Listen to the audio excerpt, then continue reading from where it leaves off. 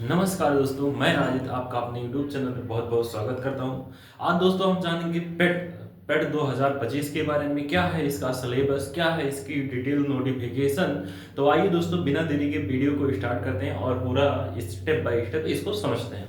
तो दोस्तों, जो हमारा इस बार 2025 का पेट होने वाला है, इसमें दोस्तों जैसे जो हमारा पेट होता है, यह है दोस्तों, पेट का जो फुल फॉर्म होता है प्रीलिमिनरी जो है एलिजिबिलिटी टेस्ट, प्रारंभिक पात्रता परीक्षा 2025। ठीक है, इसमें जो है ये ट्रिपल यूपी ट्रिपल एससी के थ्रू होता है और इसकी जो एप्लीकेशन आई है दोस्तों, इसका जो डेट है एप्लीकेशन भरने का वो है दोस्तों 14/5/2025। मतलब आप 14 जो है मई से, ठीक है, 14 मई से आप इस फॉर्म को भर सकते हैं। इसकी जो लास्ट डेट है ये है 17/6/2025, यानी 17 जून को ये दोस्तों लास्ट डेट है, ये फिनिश हो जाएगा। इसके बाद आप अप्लाई नहीं कर पाएंगे और इसका जो पेमेंट डेट है वो भी वही है। अब इसके बाद दोस्तों बात करते हैं इसकी exam fees, application form fees की। तो दोस्तों जनरल ओबीसी कैटेगरी से जो आते हैं उसकी फीस 185 रुपया है, एससी एसटी की 95, जो है पीएस जो है इसकी जो है 25 रुपया है। ठीक है, इसके बाद आगे बात करते हैं हम इसकी जो है एलिजिबिलिटी की। तो इसकी जो क्वालिफिकेशन है वो क्या है दोस्तों, मिनिमम क्लास 10 आपको पास होना चाहिए। ठीक है, तो इसकी जो यही है एलिजिबिलिटी कि आप जो है हाई स्कूल पास हो। अब हम बात करते हैं दोस्तों आगे इसका सिलेबस क्या होता है और भी चीजें जो इससे इम्पोर्टेंट है। तो हम पहले बात कर लेते हैं दोस्तों, सबसे ज्यादा जो इम्पोर्टेंट है इस जो है अब की बार वाले पेट में 2025 में जो पेट होने वाला है, इसकी जो सबसे खास बातें है यही है। क्या है दोस्तों, ये है कि अब की बार जो पेट होगा, ठीक है, एक बार आपको अगर इस पेपर में शामिल हो जाते हैं तो ये जो पेट है ये 3 साल के लिए क्या रहेगा दोस्तों, वैलिड रहेगा। ठीक है, मतलब जो है आप एक बार आपकी बार अगर पेट दे देते हैं तो ये 3 साल के लिए क्या रहेगा दोस्तों, यहाँ पे आप देख सकते हैं लिखा गया है कि दोस्तों एक बार पेट होने वाले अभ्यर्थी अब 3 साल तक भर्तियों में फॉर्म भरने के लिए पात्र होंगे। मतलब अगर इस बार आप पेट देते हैं तो आप 3 साल जो इसके थ्रू यूपी ट्रिपल एससी के थ्रू जो भी वैकेंसी आती है तो उसमें दोस्तों आप जो है क्या रहेंगे दोस्तों, पात्र रहेंगे कि उस फॉर्म को भर सकते हैं। और इसकी जो परीक्षा होगी वो दोस्तों हर साल होती रहेगी। अब बात करते हैं इसकी सिलेबस की। तो इसकी जो सिलेबस होती है दोस्तों, जो इसमें इंपॉर्टेंट चीजें हैं, जैसे सबसे पहले जो आपका ये 100 नंबर का जो पेपर होने वाला है, ठीक है, 2 घंटे का आपका रहेगा। इसमें टोटल 100 क्वेश्चन है। इसमें जो दोस्तों इंपॉर्टेंट टॉपिक है जैसे हमारा भारतीय इतिहास, तो इसमें दोस्तों जो इंडियन हिस्ट्री है, इसमें सिंधु घाटी सभ्यता, वैदिक सभ्यता, बौद्ध धर्म, जैन धर्म, मौर्य और भी बहुत सारी चीजें हैं, मराठा मुगल साम्राज्य, ऐसे जो है ये जो हमारा भारतीय इतिहास से जो रिलेट करेगा वो टॉपिक इसमें शामिल है। इसके बाद दूसरा जो हमारा है इसका जो सिलेबस है हिस्ट्री का, उसमें क्या है दोस्तों, भारतीय राष्ट्रीय आंदोलन, इंडियन जो है नेशनल मूवमेंट, ठीक है, ये जो हमारे राष्ट्रीय जो आंदोलन हुए जैसे स्वाधीनता आंदोलन, ठीक है, स्वदेशी तथा सविनय अवज्ञा आंदोलन, क्रांतिकारी आंदोलन और भारत छोड़ो आंदोलन, आजाद हिंद फौज जो है, नेताजी सुभाष चंद्र बोस, ठीक है, ये सारी चीजें जो है इंपॉर्टेंट है। इसके बाद हम बात करते हैं दोस्तों ज्योग्राफी में कौन कौन सी चीजें हमें पढ़नी है। ज्योग्राफी में आपका जो है दोस्तों भूगोल में भारत तथा विश्व का भूगोल पढ़ना है, नदियों के बारे में पढ़ना है, भूजल संसाधन पढ़ना है, वन पढ़ना है, खनिज संसाधन पढ़ना है, भारतीय एवं विश्व का राजनीतिक भूगोल, जलवायु, ठीक है, और टाइम जोन के बारे में पढ़ना है। ठीक है, ये तो हो गया आपका जो है ये जो दोस्तों हो गया आपका हिस्ट्री और ज्योग्राफी से रिलेटेड। अब हम इसकी आगे बात करते हैं, जो भी इसका जो सिलेबस है उसमें और भी चीजें क्या क्या हमें पढ़नी है।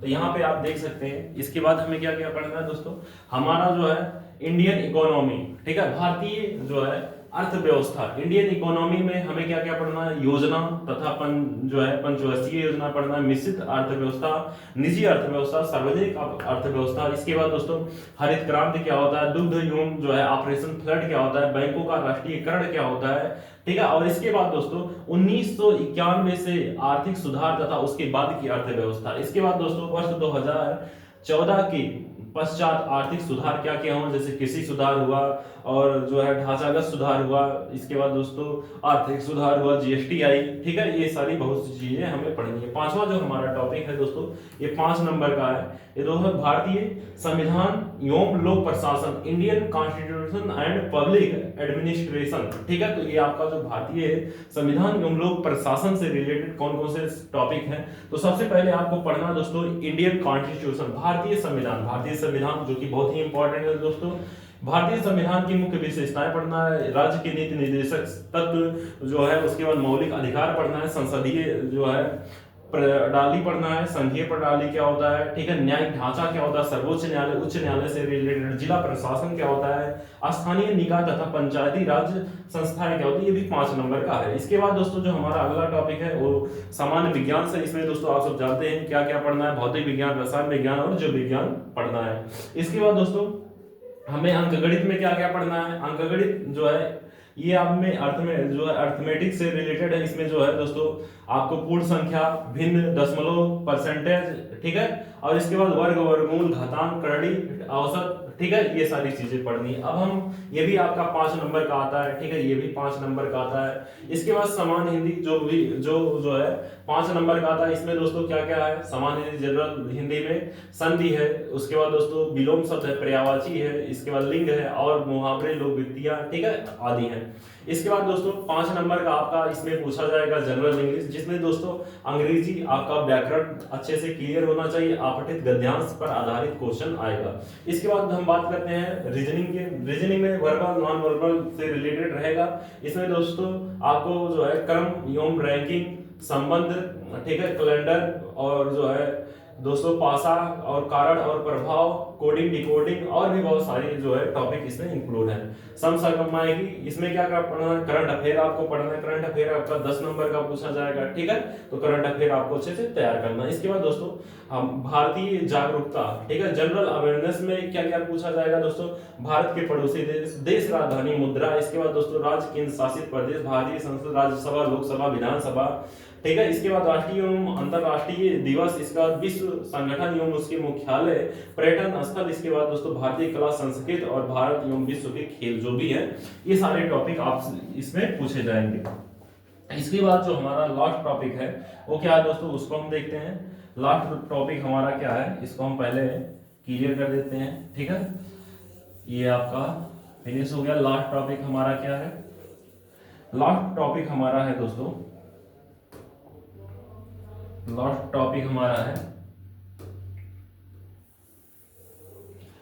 लास्ट टॉपिक हमारा क्या है इसमें, ठीक है। इसके बाद हमें पढ़ना है दोस्तों भारतीय, ठीक है, उस भारतीय जो है अनुसंधान संगठन, प्रसिद्ध पुस्तकें, लेखक और जो है पुस्तककार एवं विजेता, जलवायु परिवर्तन, पर्यावरण। अब इसके बाद जो हमारा अगला जो टॉपिक है दोस्तों वो क्या है, अगला जो हमारा टॉपिक है वो है,